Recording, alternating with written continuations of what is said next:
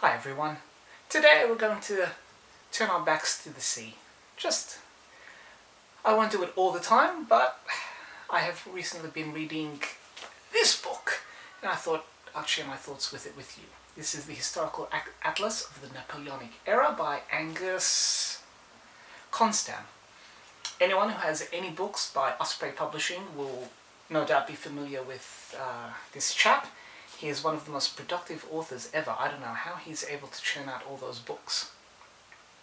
But let's talk about this. Napoleon is one of the great generals and certainly one of the great figures of modern history.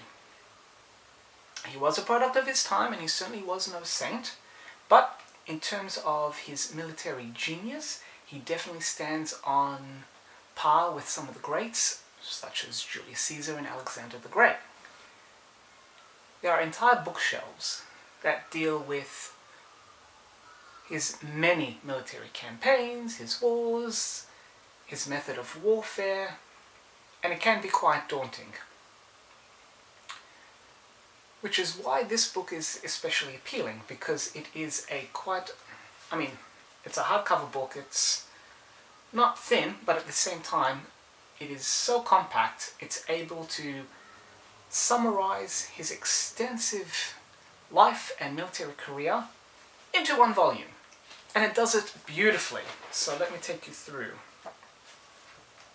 Basically, each campaign and major battle is covered over 2 to 4 pages. There is plenty of maps. There are other books out there that deal with individual battles and campaigns in far greater detail, such as the Waterloo Companion, which at a later date when it's reviewed, you will see that it is quite a hefty tome. But what I love about this book is that its ability to be concise and compress so much detail into one attractive package. I am annoyed that there is no bibliography in the back, because it would be fantastic to have seen where some of the sources were. And a small irritation is that while almost all the battles get these beautiful maps, the one battle for Borodino, unfortunately, gets no map.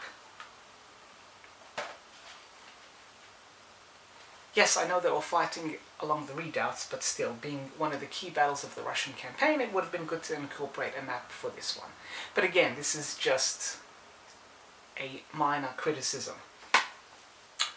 All in all, for anyone who wants a one-stop shop, a concise, highly detailed and well-presented book about the battles and the wars of Napoleon and of that era, then could not recommend more Angus Constant's book right here.